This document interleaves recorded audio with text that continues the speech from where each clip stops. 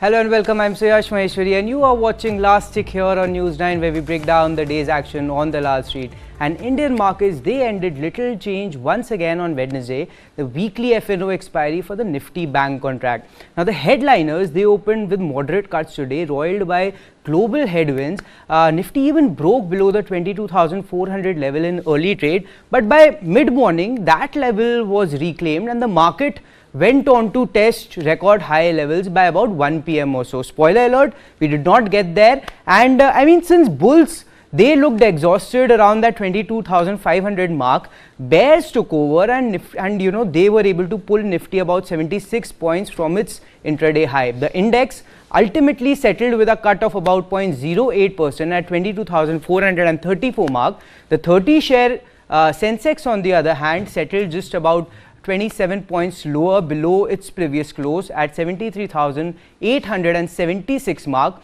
And while the action on a day-on-day basis was not noteworthy, the session itself gave us some sense of the overall sentiment of the market. One, the Indian markets are not really paying attention to the global headwinds. Over the course of the last few sessions, we have had a slew of stronger than expected macro data releases in the US. That, by the way, has sparked fears that rate cuts, they are going to be pushed back even further from June of this year to maybe July now. And this has led to a surge in the 10-year bond yields in the US, which, by the way, are now at a 4-month high at 4.35% or so. The dollar index has also, it's also holding around that its 5-month high. And as we know, a spike in these two is bad news for emerging markets like India.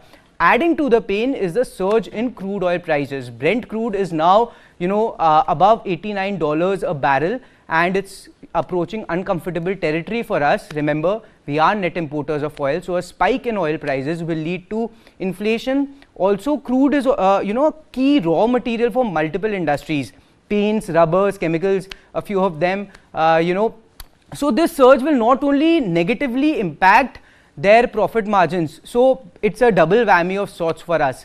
Second, we are still trading in a range, but the base, that is shifting lower. Nifty in the last 3 sessions has been making lower lows. On an intraday basis, while we have struggled around that 22,500 mark, the base is shifting lower, and again 22,500 is where we have formed multiple tops. So this overall is sentimentally bearish as far as the headliners go. But when it comes to the broader markets, the recovery has been quite phenomenal over there. The mid-cap index today hit a fresh record high after a gap of 37 sessions. The index, by the way, is now on an 8-day winning run. The small cap index, on the other hand, has clawed back about 78.6% of its entire fall from record high levels to the March low, and the index again too is on a 8-day winning run. But that's enough from me. Joining us on the show now is a market veteran, Mr. Kranti Bhatini of Wealth Mill Securities. Sir, thank you for joining us here on Last Tick. And the markets have had a strong run lately, right? But the global, the global cues, they have emerged as a pain point. The bond yields in the US, they have picked up. Brent crude prices are inching closer to $90 a barrel. If the situation worsens from here on, what sort of an impact can these global headwinds, have on our markets? Definitely, sir. You rightly mentioned the global headwinds can be the headwinds for the Indian economy also and for the Indian markets also. But currently, look at the inherent strength of the economy that's playing the more momentum role on Indian economy at this point of time. Look at the manufacturing PMI. PMI is at 57 points. That means the 50 points is fabulous and it is way above the 57 points. So it shows the exuberance in the economy and the inherent strength in the economy, and the global setup, even though slightly lingering, but the domestic factors like the liquidity flows into the Indian markets has been quite strong, and the sentiment is quite strong towards the Indian markets. That's where the market is heading towards a positive territory. Most probably we can see the markets to consolidate, but we don't expect a deep correction in Indian markets going ahead. If there is a deep correction, we are going to witness a shift recovery because of the strong liquidity flows that are getting back into the Indian markets. But with China steering some sort of a recovery, and we have spoken about this at length, how India is twice as expensive as China, but now they are steering some bit of a turnaround, and it looks like we are at an inflection point as far as that buy India, sell China sort of a trading strategy, which had been a popular trading strategy, by the way, since COVID, Kranti. Do you see our inflows getting hurt because of what's going on in China, especially the kind of recovery that they are staging? Some portion of global allocation, Suyash, okay, they might be going towards the Chinese market.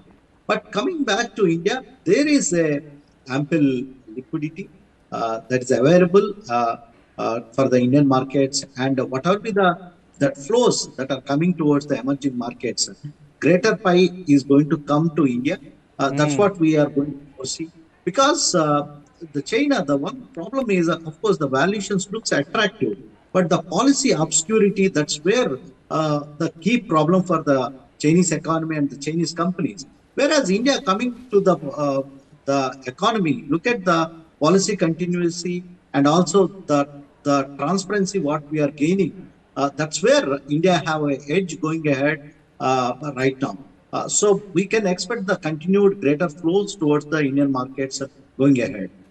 All right, and keeping it with China, I mean, for the last 10-15 years, China was giving deflationary pressures to the entire global economy. I mean, the per capita income over there, I mean, that has pretty much skyrocketed over the last few years. It has grown by about 70-80%. And I was reading some of the commentary from some of the Fed members, the voting members, and one of them is of the opinion that we need to relook at that 2% inflation target. 3% seems like the new normal. What's your opinion, in all of this, Kranti?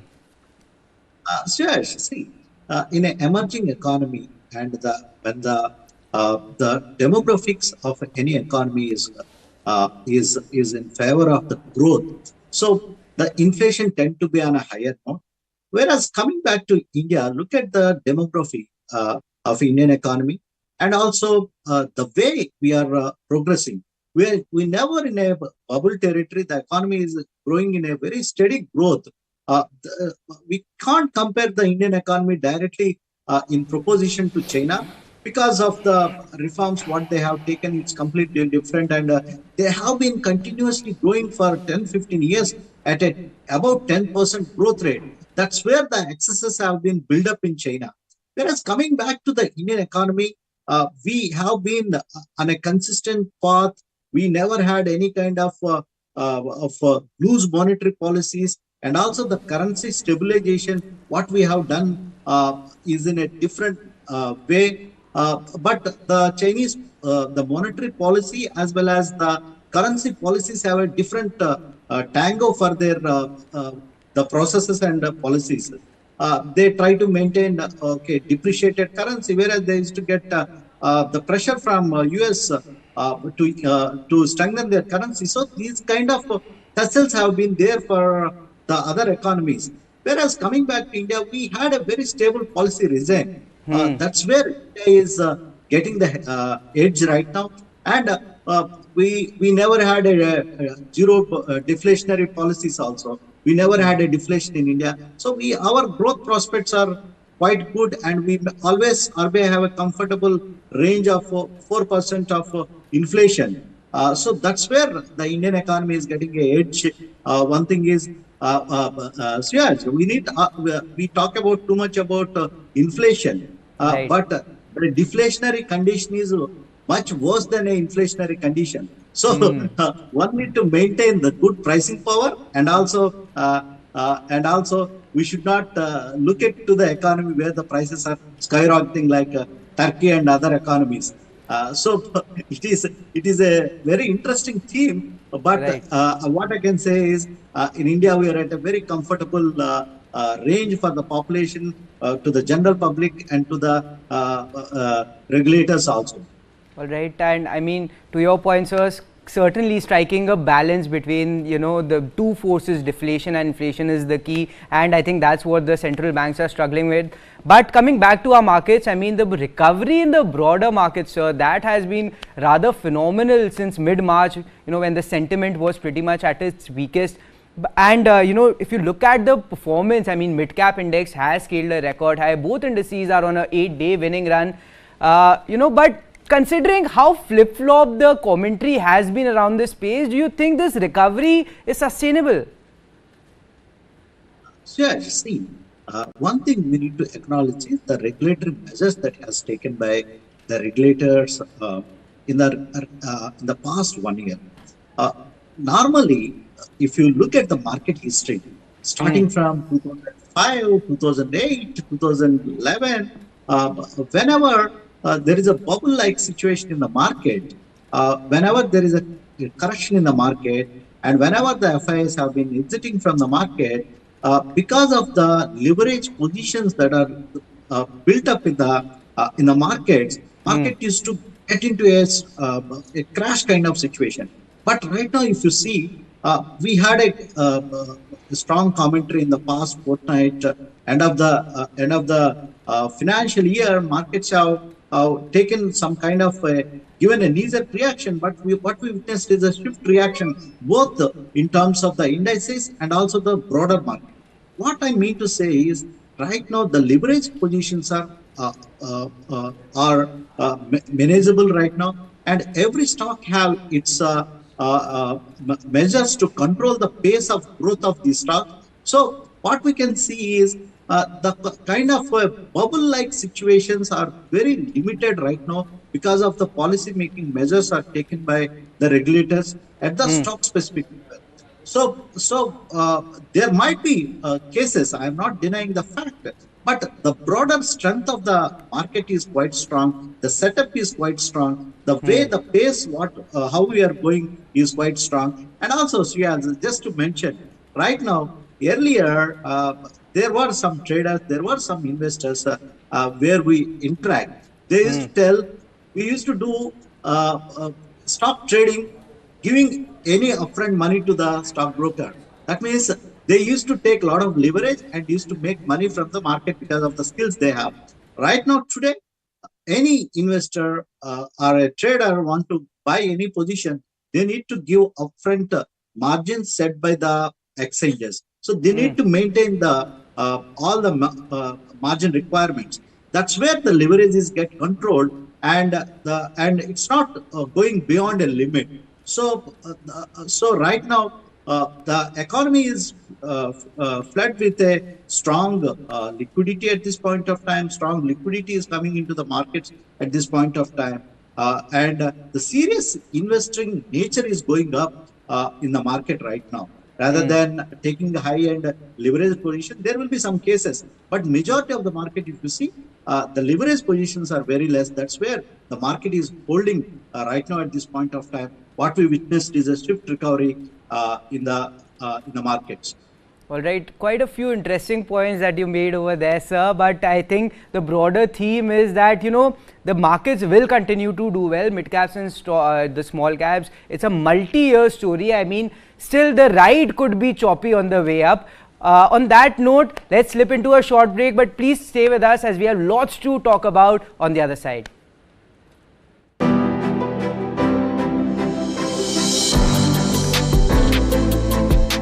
Luxury is now becoming a need rather than something that you aspire to be. So that is adding a lot of fuel. Obviously, government has played a vital role in it. In a city like Mumbai, a luxury home may be something upwards of rupees 10 crores. In city like Delhi, again, maybe something upwards of 8-9 crores. But in Bangalore, we typically define a luxury home, anything which is upwards of about 3 crores.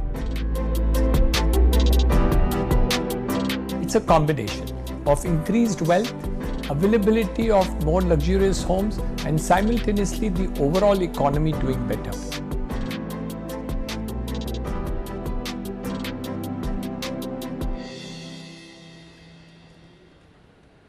Welcome back. You're watching Last Check here on News9. And Kranti, we were talking about, how the broader markets, they have been able to stage this phenomenal recovery. Another sector that has made a strong comeback in the last couple of years, NBFC stocks. I mean, this particular space was under fair bit of pressure in the recent months amid RBI curbs on unsecured lendings and crackdown on companies like IIFL Finance. But with this sharp reversal that we are witnessing in the last couple of weeks, do you think the time is ripe to invest in these stocks, considering that monetary easing is just down the road?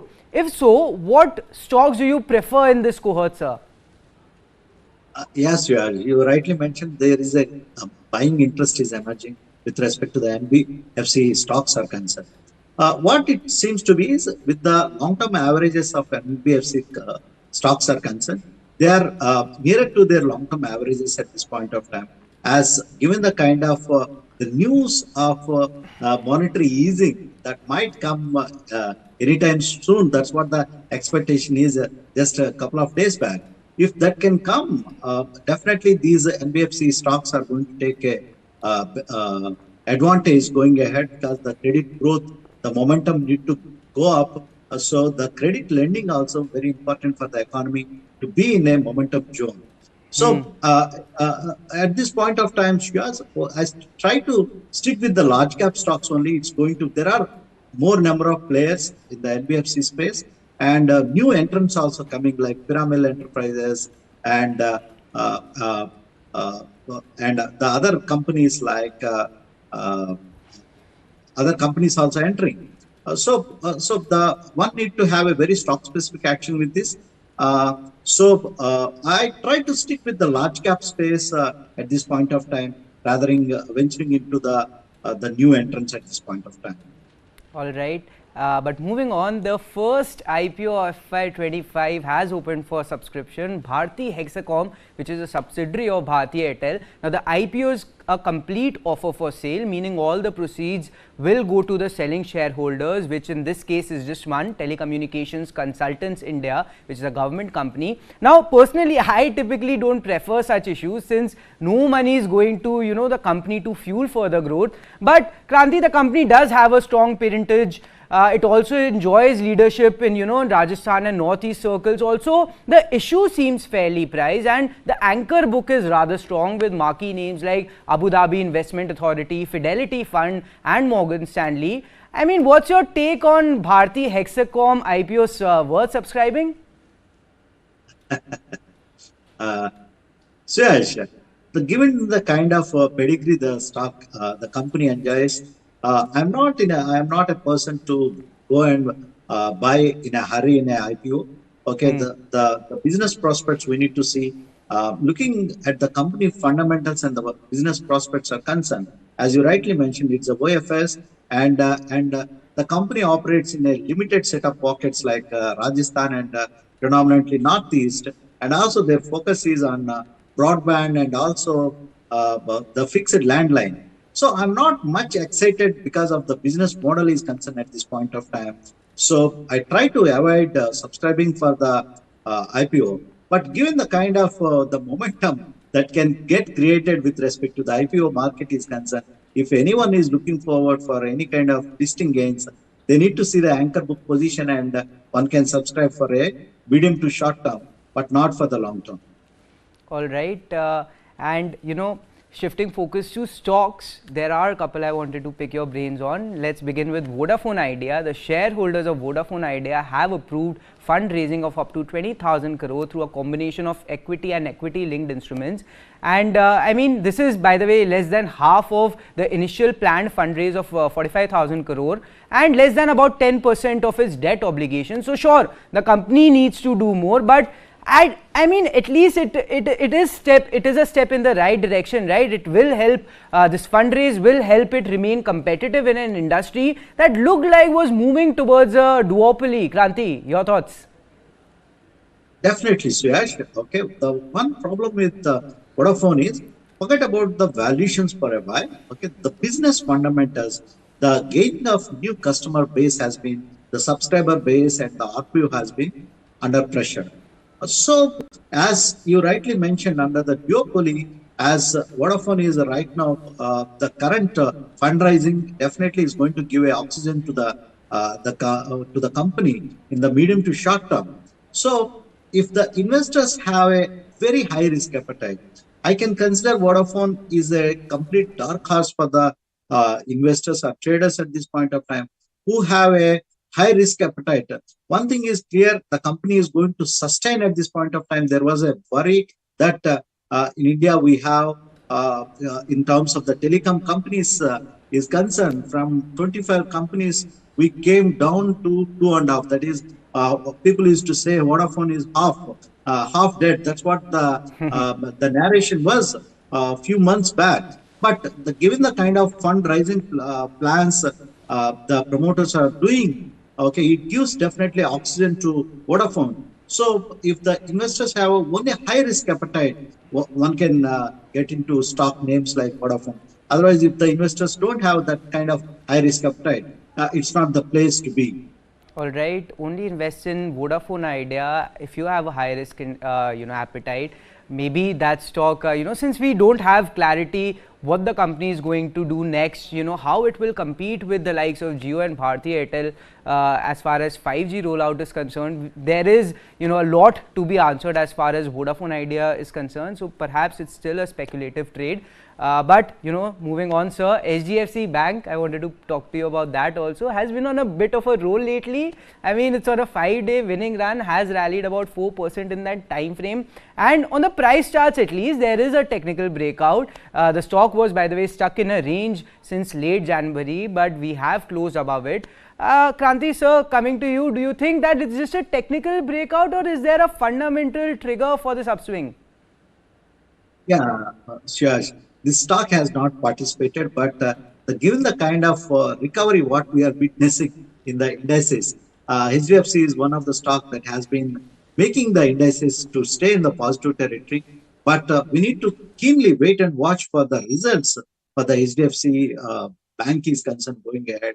I'm sure that definitely there will be a good amount of recovery that would have taken place in terms of the earnings of the company is concerned. But still, most probably the bank may take another couple of quarters to get the expected delivery for the key parameters going ahead. So if I am a long-term investor, if anyone is a long-term investor, definitely HDFC Bank at these valuations is a compelling buy at this point of time, given the kind of market conditions at this point of time, Suyash.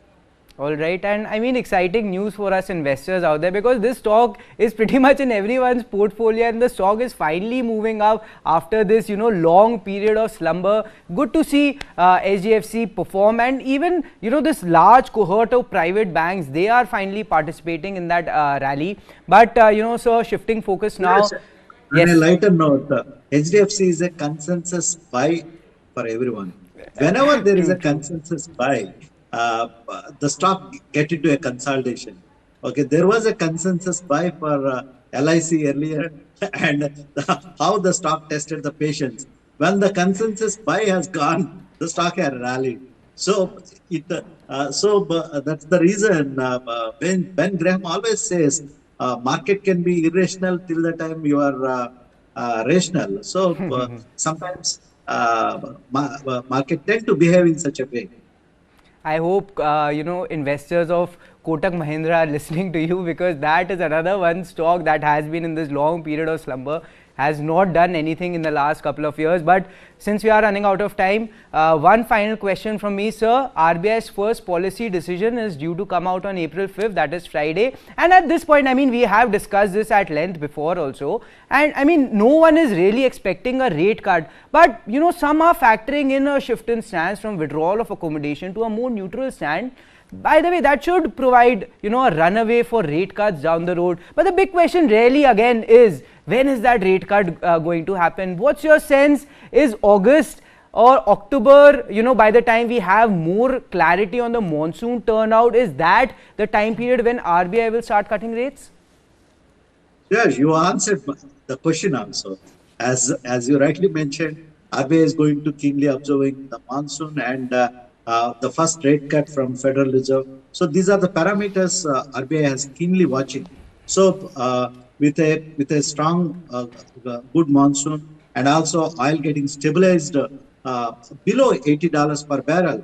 These are the key points where RBI is going to observe, the MPC is going to observe. If the early rate cut comes from Federal Reserve, that will prompt the RBI go for a rate cut in the subsidizing MPC policies meetings are going to concern. So right now, I expect a status quo at this point of time because RBI is not in a hurry to reduce the interest rates at this point of time, because we need to keep the Indian 10-year. One hand, we are developing the strong bond market in India. So at this point of time, the government RBI also looking to make India's 10-year bond yields also attractive for the global investors. These are the parameters MPC is going to consider before taking any decision. All right, and very interesting point that you made over there, sir. I mean, that differential between the 10-year here and the 10-year in the US, that is getting squeezed out. I remember before COVID, it used to be around 5 or 6%. Now it's just about 3% or so. So maybe RBI does wait for, Fed to give it some cues before going for monetary easing. But again, thank you for giving us time here on News9. Always great insights from you. Thank you, Shiash. Always my pleasure. All right, with that, it's a wrap on this edition of Last Take. We'll see you tomorrow at 9:45 a.m. on First Take.